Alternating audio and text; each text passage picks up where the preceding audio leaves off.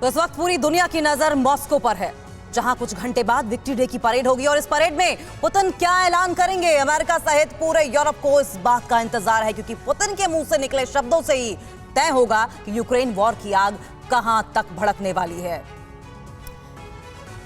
क्या पुतिन का गुस्सा पूरे यूरोप को जंग का मैदान बना देगा? आखिर पुतिन के दिमाग में क्या है, वो क्या करने वाले हैं, ये तभी पता चलेगा जब वो खुद विक्ट्री डे परेड में इसका ऐलान करेंगे। आपको दिखाते हैं विक्ट्री डे परेड की हर एक डिटेल वाली ये स्पेशल रिपोर्ट।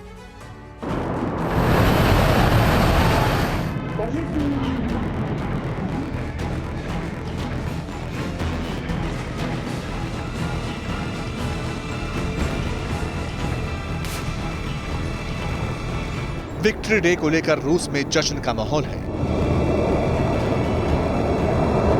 मॉस्को की सड़कें रोशनी से नहा रही हैं। देर रात तक रूसी लोग 77 साल पहले की विजयगाथा के गीत गुनगुनाते मॉस्को के रेड स्क्वायर में घूम रहे हैं। लेकिन यूरोप के देशों में एक खौफ सा पसर गया है।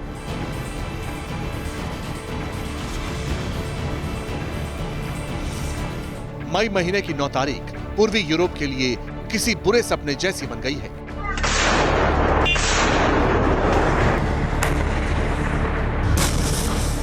जिस वक्त रूस में विक्ट्री डे की आखिरी तैयारी चल रही है, पूर्वी यूरोप के देश धड़कने रोके मॉस्को की तरफ देख रहे हैं, जहां इस बात की पूरी संभावना है कि विक्ट्री डे परेड में रूसी राष्ट्रपति व्लादिमीर पुतिन यूक्रेन में ऑल आउट वॉर का ऐलान कर सकते हैं।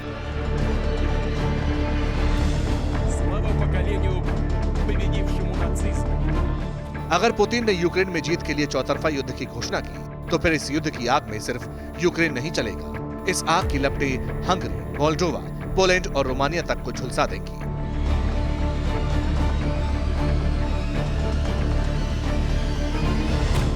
यही इस वक्त पूर्वी यूरोप की सबसे बड़ी चिंता बन गई है।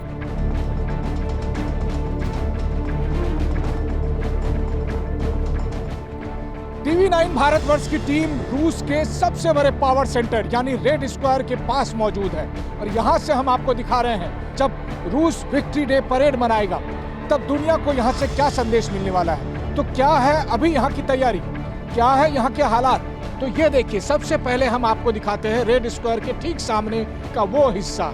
यहाँ पर आप देखिए कि बड़े बड़े लाल झंडे में जहाँ 9 मई और पबाका रशियन लैंग्वेज में लिखा हुआ है, जिसका मतलब होता है विजयी दिवस।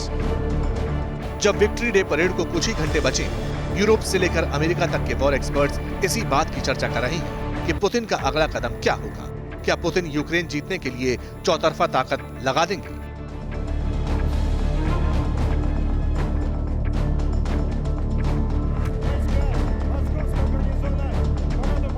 पुतिन के मन में क्या चल रहा है, वो विक्ट्री डे परेड पर क्या ऐलान करेंगे, ये कोई नहीं जानता। लेकिन पुतिन ने इस परेड से कुछ घंटे पहले Ukraine, Azerbaijan, Armenia, Belarus, Kazakhstan, Kyrgyzstan, Moldova, Tajikistan, Turkmenistan, Uzbekistan, south Ossetia, DPR, LPR और जॉर्जिया के लोगों को टेलीग्राम के जरिए बधाई संदेश भेजे।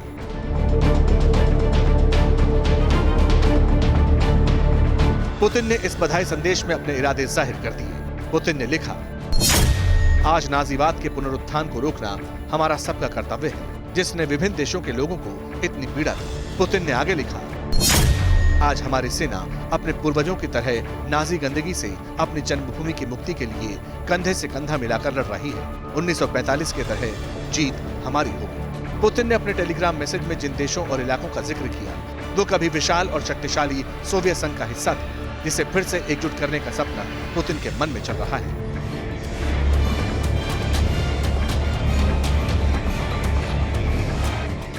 पुतिन विक्ट्री डे का इस्तेमाल यूक्रेन में अब तक की सबसे विध्वंसक जंग के लिए कर सकते हैं। ऐसा कहने की क्या वजह है, इसे समझ लेते हैं। दरअसल विक्ट्री डे का एक ऐतिहासिक संदर्भ है। 9 मई रूस की राष्ट्रीय पहचान से जुड़ा है। 77 साल पहले सेकेंड वर्ल्ड वॉर में इसी दिन रूस के सैनिकों ने जर्मनी की नाजी सेना को हराया था। तब से हर रूसी 9 मई को विजय दिवस के रूप में याद करता आ रहा है।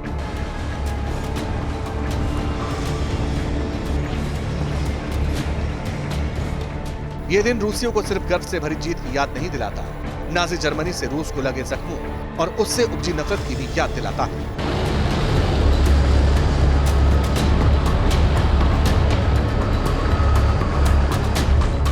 पुतिन ने नाजियों के प्रति इस नफरत का पूरा इस्तेमाल किया। पुतिन ने रूसियों को इस नाजीवाद की याद दिलाकर यूक्रेन पर हमले का आदेश दिया।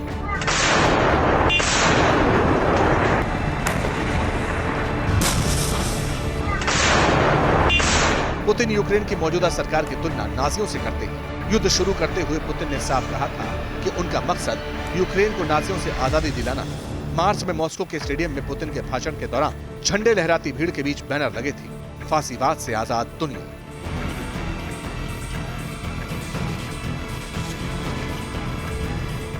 तो क्या 24 फरवरी को शुरू हुए यूक्रेन युद्ध के 75वें दिन, जब पूरा रूस नाजियों पर जीत के जश्न में शामिल होगा, पुतिन यूक्रेन को नाजी देश बताकर आखिरी युद्ध का ऐलान कर देंगे? ये डर लगातार हो रही गोलाबारी से लहूलुहान यूक्रेन में चारों तरफ दिख रहा है। सेकेंड वर्ल्ड वॉर के दशकों बाद यूक्रेन में अंधेरा लौट आया और फिर से ब्लैक एंड व्हाइट हो गया। बुराई दोबारा लौट आई है, अलग वर्दी में, अलग अलग नारों के साथ, लेकिन उनका एक ही मकसद है, यूक्रेन में नाजीवाद का खूनी पुनर्निर्माण करना।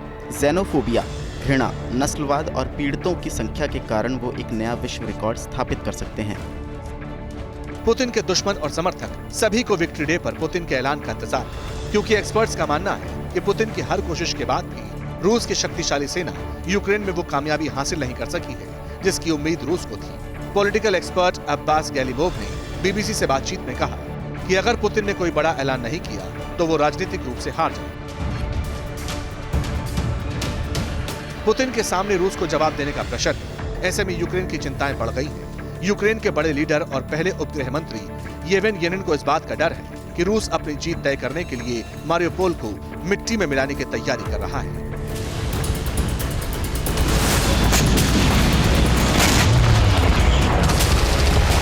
पिछले 2-3 दिन में यूक्रेनी सेना भी कई बार कह चुकी है कि मारियोपोल में अज़ोवस्टाल स्टील प्लांट में रूसी सेना बड़े हमले की तैयारी कर सकती है। यह हिटलर का पूर्व मुख्यालय और वेनेत्सिया के पास एक बंकर है। जो कुछ बचा है वो चंद पत्थरों का खंडहर है, खुद को महान और अजय मानने वाले व्यक्ति के खंडहर। यह हम सभी के लिए और आने वाली पीढ़ियों के लिए एक मार्गदर्शक है। हमारे पूर्वजों ने किस लिए संघर्ष किया था? उन्होंने साबित किया कि कोई भी बुराई जिम्मेदारी से नहीं बच सकती। वो कभी भी बंकर में छिप नहीं पाएंगे। पुतिन के इरादे बिल्कुल क्लियर हैं। वो रूस के गौरवशाली इतिहास को दोबारा लौटाने के मिशन में लगे। संभव है पुतिन यूक्रेन के रास्ते अपने इस मिशन को मुकाम तक पहुंचाने का ऐलान करें। ऐसा करने के लिए विक्ट्री डे से बेहतर कोई मौका नहीं हो सकता, क्योंकि पिछले कुछ सालों में रूस के विक्ट्री डे पर एक स्लोगन खूब गूंजा, we can do it again.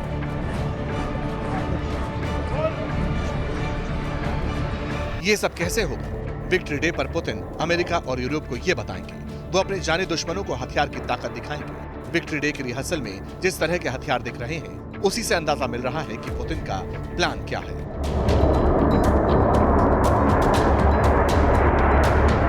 America या यूरोप या पूरी दुनिया ये सोचती है कि आखिर क्या होगा, 9 मई को क्या होगा, प्रेसिडेंट पुतिन क्या कहेंगे।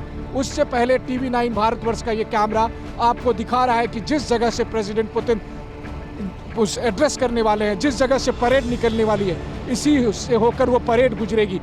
इस पूरे लोकेशन को मैं आपको बताऊं तो यूनेस्को के वर्ल्ड हेरिटेज लिस्ट में इसको शामिल किया गया है। चाहे वो क्रेमलिन हो, चाहे वो सेंट कैथेड्रल चर्च हो, म्यूजियम हो, या फिर इसके दूसरे तरफ का हिस्सा। यहीं बगल में मॉस्को रिवर भी बहती है।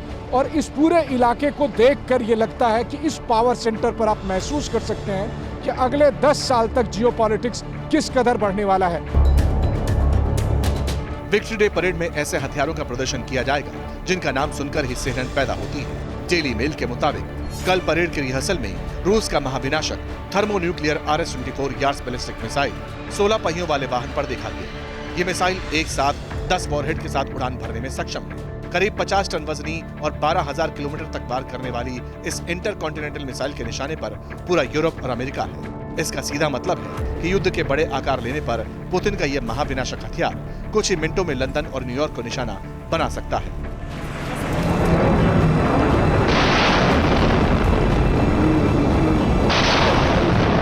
इस महाविनाशक के साथ साथ रूसी सेना के ताकतवर इस्कंदर M मिसाइल भी परेड का हिस्सा होगी।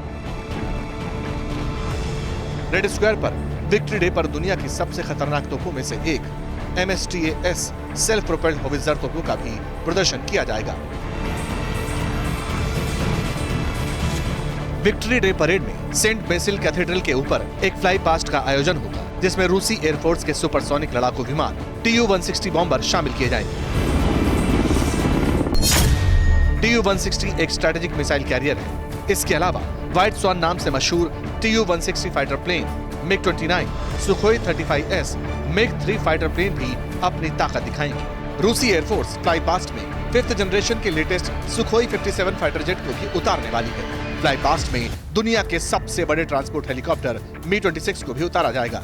यह हेलीकॉप्टर भी उड़ान भरेगा, लेकिन जिसे एक बात ने अमेरिका और यूरोपीय देशों के होश उड़ा दिए हैं, वो है रूसी रक्षा मंत्रालय का वो स्टेटमेंट जिसमें इल्यूशन 80 यानी डूम्सडे कमांड प्लेन के फ्लाई पास्ट में शामिल होने की बात कही गई है। 2010 के बाद डूम्सडे कमांड प्लेन को पहली बार फ्लाई पास्ट में शामिल किया जा रहा है, यानी पूरे 12 साल बाद डूम्सडे प्लेन फ्लाई पास्ट का हिस्सा बनेगा। इस प्लेन को दुश्मन कयामत का प्लेन ऐसे ही नहीं कहते।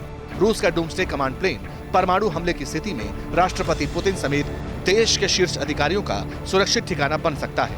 डूम्सडे प्लेन कई तरह की हाईटेक तकनीक से लैस है, जिसे रूसी राष्ट्रपति के लिए हवा में एक कमांड पोस्ट की तरह इस्तेमाल किया जा सकता है। इस बार की विक्ट्री डे परेड पर यूक्रेन युद्ध की पूरी छाप दिखेगी। रूसी रक्षा मंत्रालय के मुताबिक पहली बार 8 MiG-29 SMT लड़ाकू विमान Z अक्षर की फॉर्मेशन बनाते हुए उड़ान भरेंगे। रूस की इन तैयारियों के बीच लगातार धमकियों का दौर भी जारी है। कनाडा में रूस के एम्बेसडर ओलेग स्टेपनोव ने फिनलैंड और स्वीडन को लेकर बड़ी धमकी दी है। रूसी राजनयिक ने कहा कि अगर फिनलैंड और स्वीडन नाटो में शामिल होते हैं तो थिएटर ऑफ वॉर शुरू हो जाएगी। इसका मतलब पूरे यूरोप पर जंग का खतरा मंडरा सकता है।